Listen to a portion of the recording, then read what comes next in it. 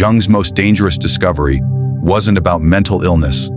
It was about people who see everything others miss and why this ability destroys them. In his clinical practice, Jung documented patients with what he called differentiated perception.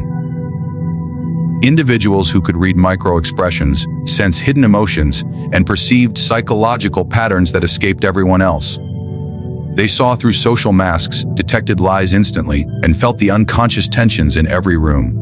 Jung called this discovery dangerous because these people consistently ended up isolated, exhausted, and unable to maintain normal relationships. Not because they were unstable, but because seeing everything came with a psychological cost no one understood. Today, I'll show you Jung's most dangerous discovery about people who see everything and why he believed this rare ability either destroys you or transforms you into something extraordinary. The case that revealed Jung's most dangerous discovery began with a patient he described in his private notes, a highly introverted, intuitive type who came to him in 1913 during Jung's own psychological crisis following his break with Freud.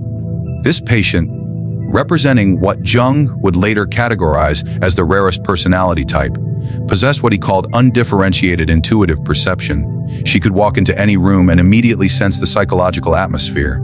Who was lying? Who was in emotional pain? Who harbored secret resentments? Jung wrote, "The patient displays an extraordinary capacity for perceiving unconscious contents in others, but this faculty appears to cause her considerable distress rather than advantage. She couldn't engage in small talk because she saw through every social facade. She couldn't maintain friendships because people felt exposed and uncomfortable around her. She couldn't hold employment because her presence disrupted the collective unconscious agreements that keep groups functioning." Jung realized he wasn't treating pathology. He was observing what happens when the unconscious becomes too conscious, when perception becomes too differentiated for social survival. He documented her describing people with startling accuracy. She speaks of others as if she has access to their private thoughts and hidden motivations. When I verify her observations through careful questioning, they prove remarkably accurate. This wasn't psychosis or delusion. This was consciousness so advanced it had become socially dangerous. But Jung discovered something even more disturbing, because this patient's extraordinary perception seemed impossible to explain. Therefore, Jung began investigating what he would later term participation mystique, the psychological phenomenon where individuals with highly differentiated intuition become overwhelmed by unconscious contents from others. Jung wrote in his Red Book period notes, "There are those among us whose psychic apparatus is so finely tuned that they absorb not merely conscious communications, but the entire unconscious atmosphere of their environment." Modern research by Dr. Elaine Aron on highly sensitive persons validates Jung's early observations. Her research shows that roughly 20% of people have heightened sensory and emotional sensitivity. But Jung identified something more specific within his psychological typology, the introverted intuitive type comprising roughly 1% of the population who don't just feel deeply, but perceive unconscious patterns with startling clarity. Jung observed that these individuals have what he called differentiated intuitive function. Their brains process not just obvious social cues, but unconscious emotional states, repressed content and psychological patterns that others cannot detect. They see the depression behind forced smiles. They sense the desperation beneath confident presentations. They feel the collective shadow that groups unconsciously agree to ignore. Jung wrote, "The danger lies not in the perception itself, in the psychic isolation it creates. When one sees clearly what others cannot or will not see, one becomes a mirror that society cannot bear to look into. This creates what Jung called the problem of the superior function, when your greatest strength becomes your greatest burden, because it separates you from collective, unconscious participation." But Jung discovered the real danger wasn't the perception itself, because people with highly differentiated perception see others' unconscious contents clearly. Therefore, they become targets for what Jung extensively documented as shadow projection, where people unconsciously attack them for reflecting what they refuse to acknowledge in themselves. Jung wrote in Psychology of the Unconscious, "Nothing has a stronger influence psychologically on their environment, and especially on their children, than the unlived life of the parent. But he discovered this principle extended to all relationships. When someone's shadow is reflected back through another person's clear perception, the unconscious mind has two choices: integrate the shadow or attack the mirror. Jung documented this pattern repeatedly in his clinical work. The person who sees clearly gets blamed for creating the problems they're merely observing. His patients with differentiated intuition experienced this constantly. When they would gently suggest that someone seemed troubled, that person would explode at them for being negative or creating drama. When they'd express concern about obvious problems, they'd be accused of being judgmental or manufacturing issues where none existed. Jung realized this wasn't coincidence. It was psychological defense. In Memories, Dreams, Reflections, he wrote, "Everything that irritates us about others can lead us to an understanding of ourselves." But for most people, easier to attack the person reflecting their shadow than to examine what's being reflected. This creates what Jung called the scapegoat phenomenon. Highly perceptive individuals often become the designated problem in every group they enter. Not because they cause problems, but because they reveal problems that already exist in the collective unconscious. Jung observed, the bearer of superior perception becomes the repository for all that the group cannot consciously acknowledge about itself. This pattern explains why these individuals don't just feel misunderstood. They feel systematically targeted by a force they can't rationally explain. Jung's most disturbing discovery was still to come, because Jung observed that overwhelming perception manifested differently in different individuals. Therefore, he identified 4 distinct patterns within the introverted intuitive type, each representing a different way of processing unconscious contents from others.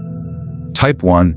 The feeling intuitive. Jung documented patients who combined introverted intuition with differentiated feeling function. These individuals don't just see what's happening psychologically, they feel it in their own bodies. They absorb others' emotions so completely they often can't distinguish between their own feelings and those they've unconsciously absorbed. Jung wrote, "The feeling intuitive lives in a state of perpetual emotional contagion, experiencing the unlived emotions of everyone in their environment." Type 2. Thinking intuitive. These individuals see psychological patterns and predict behavioral outcomes with startling accuracy. Jung observed they could forecast relationship failures, career disasters, and personal breakdowns months before they occurred, not through logical analysis, but through unconscious pattern recognition. Jung noted, they possess an uncanny ability to perceive the logical conclusions of unconscious processes that others cannot yet see. Type 3. The sensation intuitive. Jung documented patients who could sense the physical manifestations of psychological states in others, detecting illness before symptoms appeared, sensing fatigue before it was acknowledged, or feeling the bodily tension that indicated emotional distress. Jung wrote, "These individuals serve as early warning systems for psychological and physical disease in their environment." Type 4. The pure intuitive. The rarest type. Jung encountered combined introverted intuition with what he called undifferentiated auxiliary function. They saw everything but had difficulty organizing or expressing their perceptions coherently. Jung observed, they live in a state of perpetual overwhelm, receiving vast amounts of unconscious information without adequate psychological structure to process it. Constructively, understanding your specific pattern is crucial, because each type requires different approaches to what Jung called the integration challenge. But first, you need to understand why Jung considered this discovery so dangerous, because Jung observed the devastating effects of undifferentiated perception on his patients. Therefore, he concluded that seeing everything without proper psychological integration posed genuine dangers to both individual and collective well-being. Jung identified 3 specific dangers that made this discovery so threatening. Danger 1. Collective unconscious disruption. Jung wrote, "The individual who perceives too clearly threatens the collective agreements upon which social cohesion depends. When someone sees through the shared illusions that hold groups together, the unspoken agreements to ignore certain truths, they become a destabilizing force." Jung observed that organizations, families, and societies function partly through collective unconscious agreements about what will and won't be acknowledged. The highly perceptive individual inadvertently violates these agreements simply by existing authentically. Danger 2. Psychological isolation. Jung documented how differentiated perception creates what he called the problem of superior function, when your greatest psychological strength becomes the source of your greatest suffering. He wrote, "The curse of consciousness is that it cannot be shared with those who do not possess it. The individual becomes an island of awareness in an ocean of unconsciousness." This isolation isn't just social, it's existential. These individuals often report feeling like they're living in a different reality from everyone around them. Danger 3. Identity dissolution. Most dangerously, Jung found that people who absorb unconscious contents from others often lose contact with their own authentic personality. They become so flooded with external psychological material that they can't distinguish between their own inner world and what they're absorbing from their environment.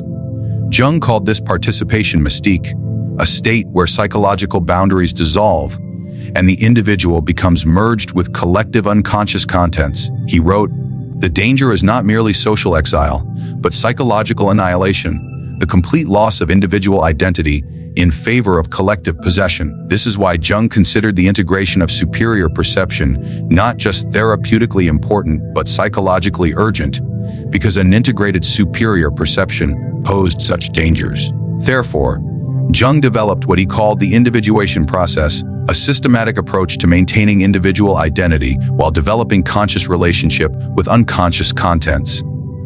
Phase 1. Recognition and differentiation. Jung taught his highly perceptive patients to first recognize when they were absorbing psychological material that wasn't their own. He called this conscious discrimination, the ability to distinguish between authentic inner experience and unconsciously absorbed external content. Jung wrote, "The first task is to establish what belongs to you and what belongs to others.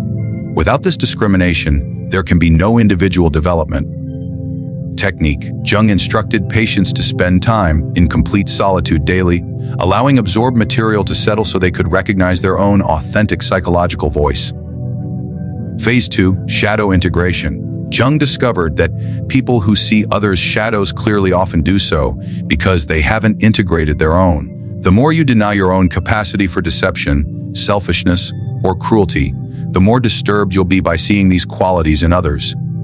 Jung wrote, "Everything that irritates us about others can lead us to an understanding of ourselves, but only if we have the courage to look inward rather than remaining focused outward."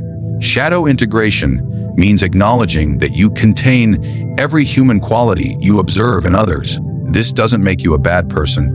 It makes you a complete person who can see clearly without judgment.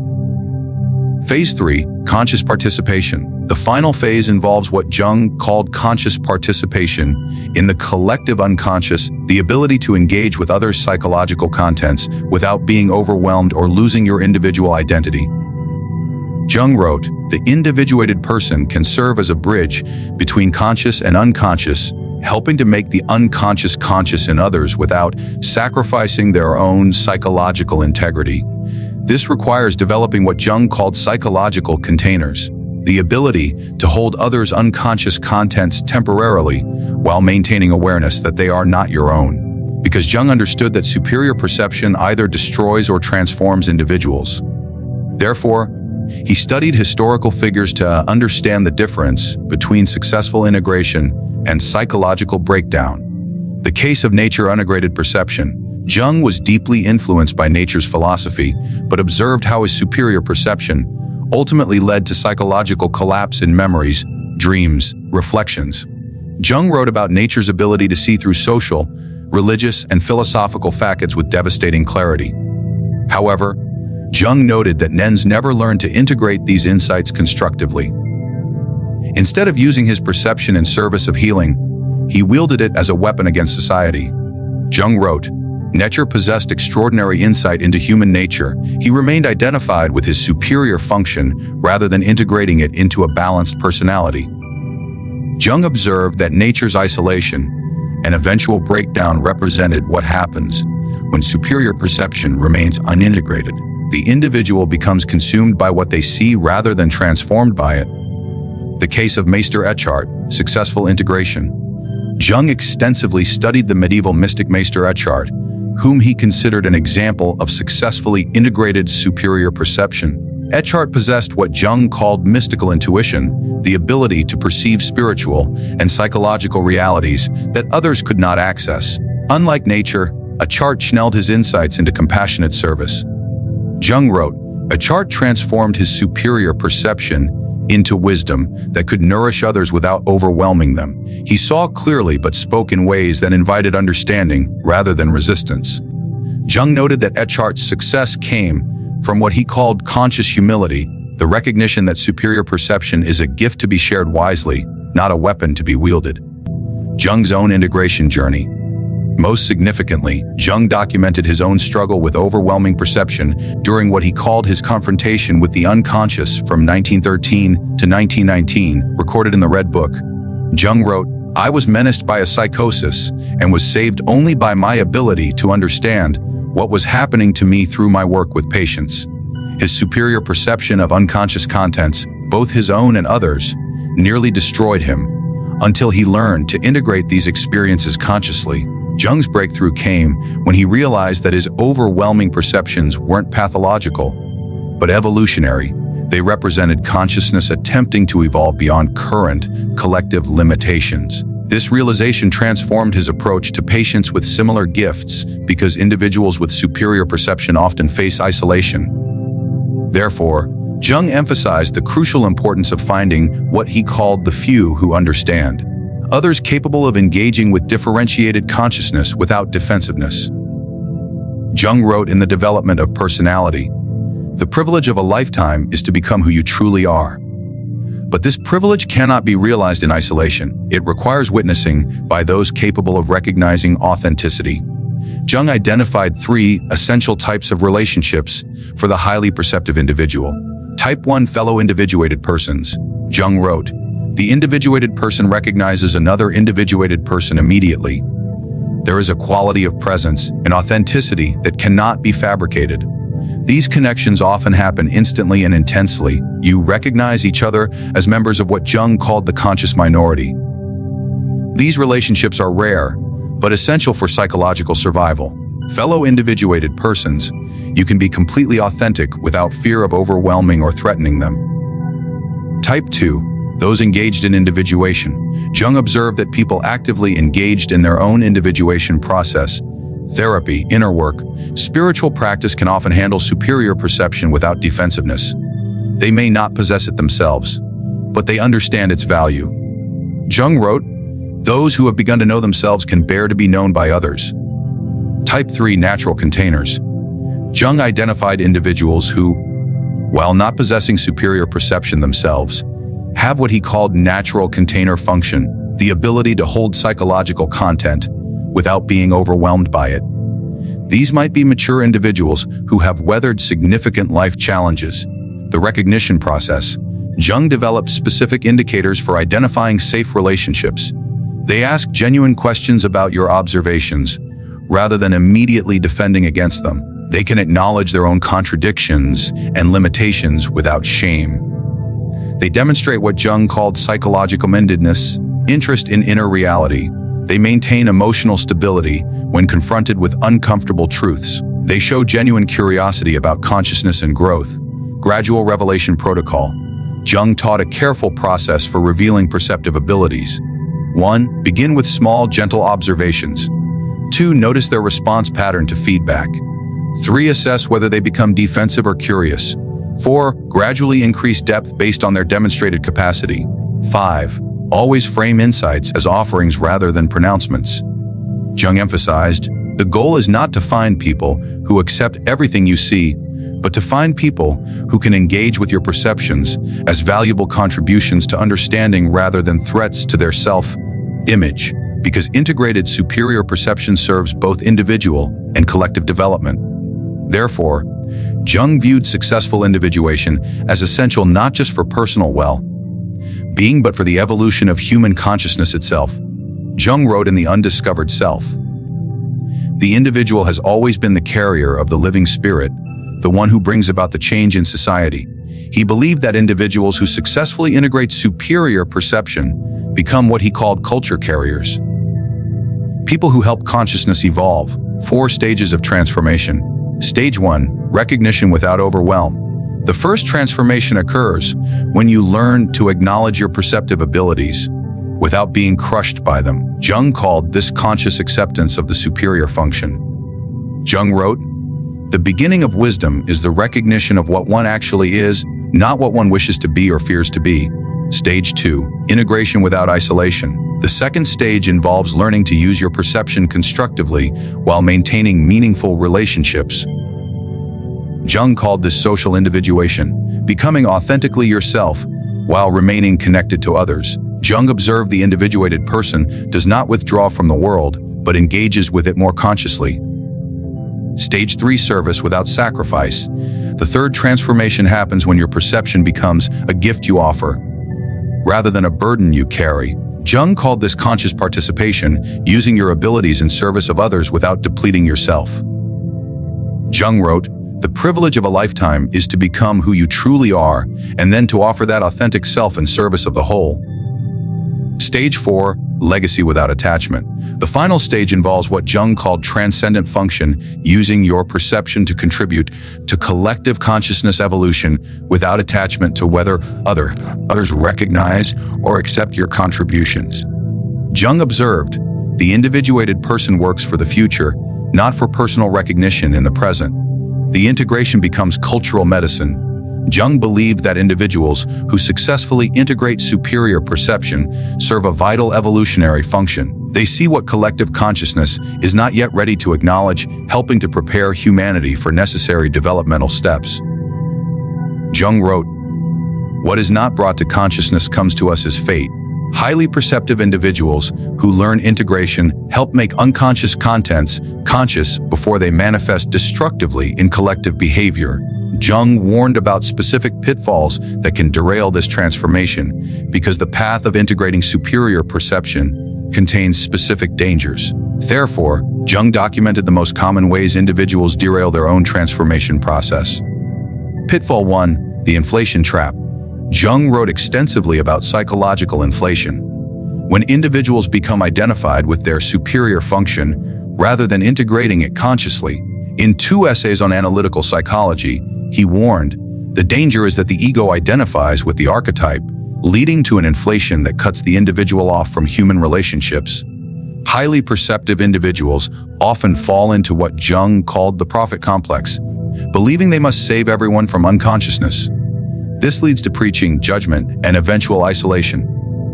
Jung observed, the moment one believes oneself to be the bearer of absolute truth, one has fallen into the trap of unconscious possession by the very forces one seeks to understand. Pitfall 2, the withdrawal justification. Jung documented cases where individuals use their superior perception to justify complete withdrawal from society. They convinced themselves that others were too unconscious to be worth engaging, which Jung recognized as spiritual superiority masquerading as wisdom. Jung wrote, "True individuation requires engagement with the unconscious world, not escape from it. The hermit who withdraws from life has not transcended it, but has been defeated by it." Pitfall 3, the helpers. Jung observed that some highly perceptive individuals become addicted to being needed. They define themselves entirely through their ability to see and help others, losing contact with their own inner development. Jung warned, when perception becomes identity, the person disappears behind the function. This is not individuation, but its opposite, the sacrifice of personality to role. Pitfall 4, the overwhelm return. Even successfully integrated individuals can regress during periods of stress, trauma, or major life transitions. They stop maintaining their psychological boundaries and become flooded with others' unconscious contents again. Jung emphasized, integration is not a permanent achievement, but a dynamic process requiring constant conscious attention. The integration maintenance. Jung developed ongoing practices for maintaining healthy integration, regular solitude for distinguishing your own psychological contents from absorbed material, conscious choice about when and with whom to engage perceptive abilities, ongoing shadow work to prevent projection of your own unconscious contents, connection with others capable of providing reality checking and support, creative expression as an outlet for overwhelming perceptual input. Jung wrote, the integrated person does not achieve perfection, learns to dance consciously with their own psychological complexity.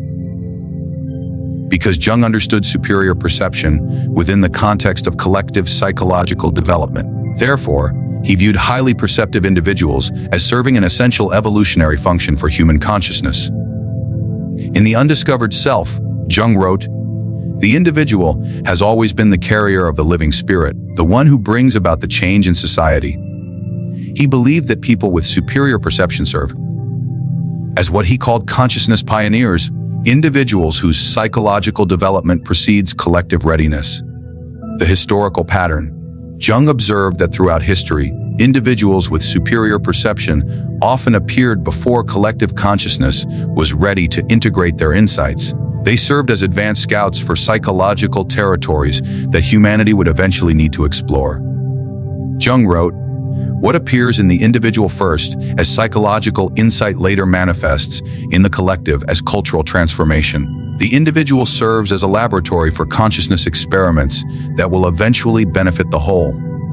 Modern manifestations. Jung believed that in the modern era, highly perceptive individuals might be sensing psychological patterns that explain collective behavior, environmental and social unsustainability, before it becomes obvious, spiritual possibilities beyond current religious frameworks, technological implications that others haven't considered, collective shadow contents that need conscious integration. Jung's insight. The sensitive individual feels the collective problems first and most intensely. Their personal symptoms often reflect what the entire culture needs to address. The service without martyrdom. Jung's crucial insight was that superior perception serves evolution best when it's integrated consciously rather than suffered unconsciously. The goal isn't to be a martyr to consciousness, but to be a bridge between what is and what's becoming. Jung wrote, "The individuated person serves the collective not by sacrificing their individuality, but by developing it so completely that it becomes a gift to the whole." The ultimate integration. At the highest level of development, Jung observed, individuals with superior perception hold their abilities lightly, seeing clearly without attachment to others, accepting what they see, perceiving deeply without compulsion to fix everything they observe. Jung called this the transcendent function, the ability to serve consciousness evolution naturally without forcing or preaching, simply by embodying more conscious ways of being. Remember Jung's patient from 1913, the introverted intuitive, who came to him during his own psychological crisis. After 3 years of working with Jung's individuation process, her life transformed completely. She learned to distinguish between her own psychological contents and what she absorbed from others. She found work as a counselor, where her differentiated perception helped troubled individuals. She built relationships with people who valued her insights rather than fearing them. Most importantly, she stopped experiencing her superior perception as a curse and began understanding it as what Jung called a gift requiring conscious development. Jung wrote about her transformation. The patient learned not to see less, but to see more wisely, not to perceive less deeply, to engage more consciously with what she perceived. Her gift remained intact, but her relationship to it became integrated rather than overwhelming. This represents Jung's most dangerous discovery, that some individuals are born with consciousness that exceeds collective readiness, and this advanced perception will either destroy them through isolation and overwhelm, or transform them into exactly what humanity needs for its psychological evolution. Your superior perception isn't a malfunction in your psychological makeup. It's an advanced feature of consciousness development. You're not broken because you see everything others miss. You're psychologically ahead of your time. The question isn't whether you should suppress your perception to fit in with collective unconsciousness. The question is whether you'll develop the individuation skills necessary to integrate your perception consciously. Jung's individuation method offers a path from dangerous isolation to conscious service, from overwhelming perception to integrated wisdom, from psychological curse to evolutionary contribution. You were born to see everything, not to suffer in silence, but to serve consciousness evolution. The world needs your insights, but it needs them delivered with the integration, wisdom, and strategic awareness that transform dangerous perception into cultural medicine. Your gift is not your burden. Your unconscious relationship to your gift is your burden. Learn to integrate it consciously, and you become exactly what Jung believed highly perceptive individuals were meant to be. Consciousness pioneers preparing humanity for psychological development that is inevitable, but not yet obvious. Jung's most dangerous discovery wasn't that some people see everything. It's that most people who see everything never learn to use what they see wisely. The danger isn't in the perception itself, but in failing to develop conscious relationship with extraordinary abilities. You are not too much for this world. You are exactly what consciousness evolution requires. Once you learn to wield your perception as consciously as Jung learned to wield his. The danger of seeing everything isn't that you see too much. It's that you might never learn to see with the integration and wisdom your gifts demand. If you recognize yourself in Jung's description of the highly perceptive individual, you're part of a rare psychological type that Jung believed essential for consciousness evolution. Share in the comments which type of differentiated perceiver you are. Your individuation journey connects with others walking the same path. Subscribe for more insights into Jung's discoveries about psychological development that transcends collective unconscious limitations. If you're ready to explore more of Jung's insights about psychological types that don't fit conventional patterns, check out my video on 7 dangerous Carl Jung psychology places that destroy your mind, where I reveal the psychological environments that are particularly toxic for highly sensitive and perceptive individuals and Jung's strategies for protecting your consciousness while engaging with an unconscious world. Thank you for watching. See you in the next dimension.